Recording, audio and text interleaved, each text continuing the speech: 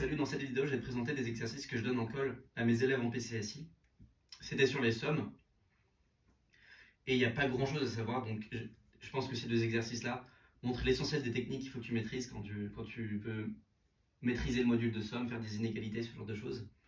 Le premier exercice, il est typique. On prend θ 0 jusqu'à θn des réels et on veut montrer que la somme des EI θi sur 2 puissance i est non nulle. Ok ? Donc, quand on a des sommes, il y a deux choses qu'on sait très bien faire. On sait, grâce à l'inégalité triangulaire, dire que le module de la somme est petit si le module de tous les termes est petit. Ok ? Je fais l'inégalité triangulaire à tous les termes.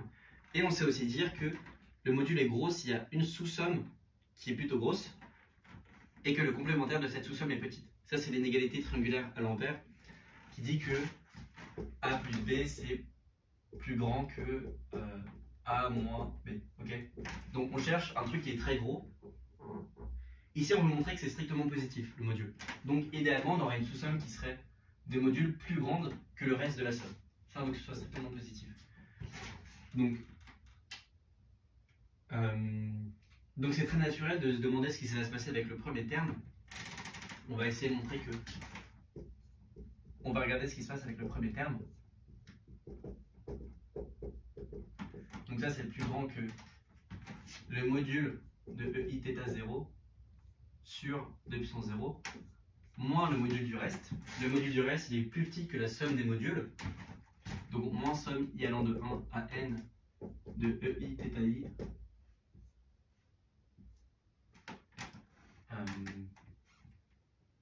sur 2 puissance i. Sauf que ça, c'est la somme des puissances de 2, donc c'est strictement plus petit que 1. Ok ? Ça, c'est 1 moins somme i allant de 1 à n, 1 sur 2 puissance i. Ça, c'est égal à 2 puissance i plus 1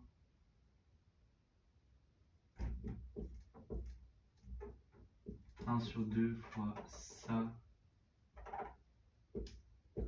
moins 1 sur 2 moins 1. Strictement plus petit que 1.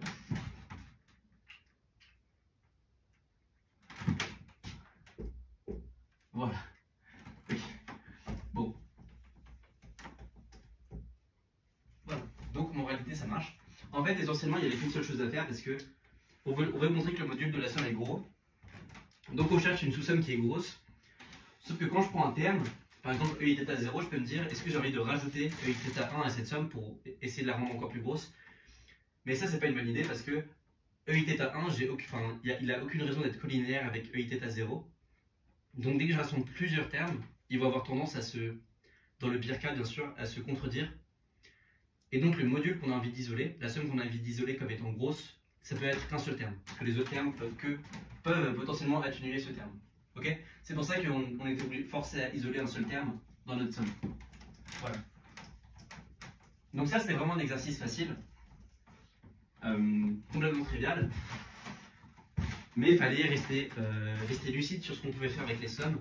Par exemple, l'élève à qui je l'ai donné a essayé de faire par récurrence. Et là, dans les sommes, ça ne marche pas trop, une récurrence sur un terme qui est non nul. Parce que, ok, mettons qu'on va essayer de le faire par récurrence. Je vais essayer de montrer pourquoi c'est pas une bonne idée. L'hypothèse de récurrence est très faible. On sait juste que un terme de la somme est non nul et on lui a ajouté EI θ n sur 2 puissance n. Okay, si je fais par récurrence, je sais que la somme jusqu'à n-1 est non nulle. Je rajoute un terme, je vais montrer que c'est encore non nul, il n'y a aucune raison que ce soit vrai. Le dernier terme, j'ai aucun contrôle sur son rapport avec la somme d'avant. Donc il n'y a aucune raison de croire ça. Donc il fallait rester lucide sur cet exercice. Cet exercice, il est du même tonneau. On veut montrer une inégalité comme ça. Donc déjà, il faut se demander quel va être le cas d'égalité. Enfin, qu'est-ce qui fait que cette somme peut être plus grosse que n carré. Et en fait, on voit tout de suite que si on met tous les xi égaux à 1, on a l'égalité. Ok, donc c'est une autre inégalité du type la somme est petite si les termes ne sont pas très collinéaires. C'est un peu un truc du style, parce que si tous les termes sont collinéaires égaux à 1, ou égaux à une constante, si j'ai xi qui est égal à c, ok, là ça va me faire n fois c fois n sur c, ce qui égale n carré. Donc si tous les termes sont égaux à une constante, je vois que j'ai l'égalité. Donc c'est une inégalité du type les xi sont un peu différents, donc la somme des xi est de modules un peu plus petits que ce dont à quoi on pourrait s'attendre. Si une inégalité de ce type-là, donc ça te donne envie d'essayer Cauchy-Schwarz. Donc pour rappel, enfin, ça peut être une preuve, essaye de le démontrer si tu ne connais pas ce résultat. Quand j'ai des réels quelconques positifs, je dis que la somme des a et bi est plus petite que la somme des ai carrés, somme des bi carrés, et j'ai cette inégalité. Ok. Là, si je l'applique à la somme des racines de xi fois 1 sur racine de xi, je trouve bien l'inégalité que je veux.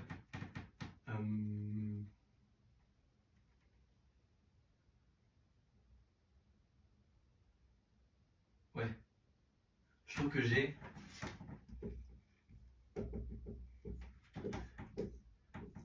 donc Cauchy-Schwarz, ça termine l'exercice. Parce que ça, je sais que c'est exactement n carré. C'est la somme de n fois 1. Et d'un côté, j'ai ce terme-là, de l'autre côté, j'ai ce terme-là. Okay, donc ça, c'est une manière de le faire. On peut le faire autrement par récurrence, ce qui a été fait par mon élève pendant l'école. Donc cette fois, c'est plus judicieux de faire une récurrence parce que l'hypothèse de récurrence est beaucoup plus forte que dans l'exercice d'avant. Cette fois, on a un contrôle avec une inégalité, ce qui est beaucoup plus intéressant qu'un contrôle avec quelque chose qui est non nul. Ça, on peut rien en dire. Surtout qu'on a des termes positifs. Donc on n'a pas le problème de tout à l'heure où on a des termes qui se contrarient les uns les autres, qui ne sont pas dans le même sens. Là, tout est dans le même sens, donc c'est plus judicieux de faire une récurrence. Donc, on suppose, je fais juste l'hérédité. Donc on suppose que somme i allant de 1 à n moins 1, somme i allant de n moins 1 sur xi, plus grand que n moins 1 carré. Ok, ça je vais l'appeler A, et ça je vais l'appeler B.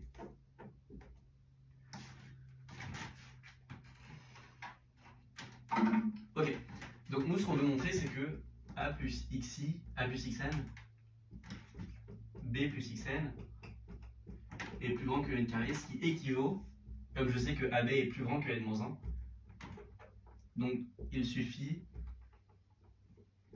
d'avoir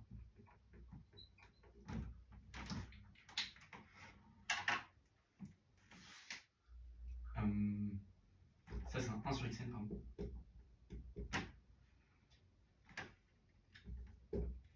A plus B.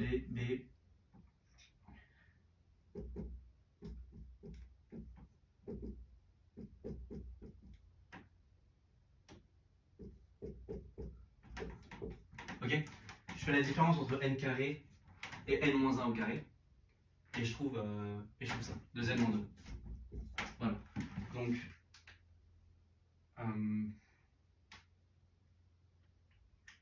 pardon, je me suis trompé. Il faut qu'on ait ça. Maintenant, on va utiliser notre inégalité préférée, c'est x plus 1 sur x plus grand que 2. Donc, je développe la somme. Enfin, j'ai écrit ce que c'est que b. Donc, il faut montrer somme i allant de 1 à n moins 1, xn sur xi, plus somme i allant de 1 à n moins 1,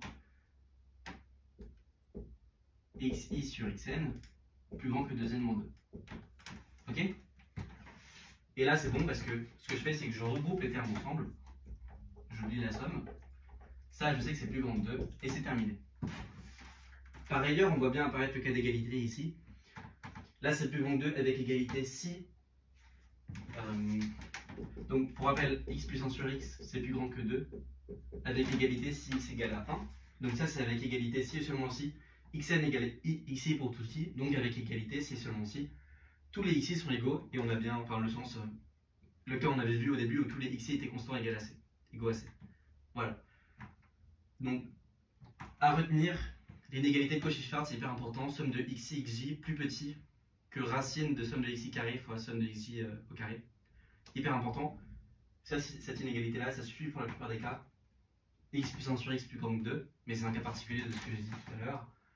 Et aussi, quand on a des sommes, ne pas oublier les deux inégalités, inégalité triangulaire et inégalité triangulaire à l'envers, qui est a plus b plus grand que module de a moins module de b. Ok? Voilà, ça c'était le topic.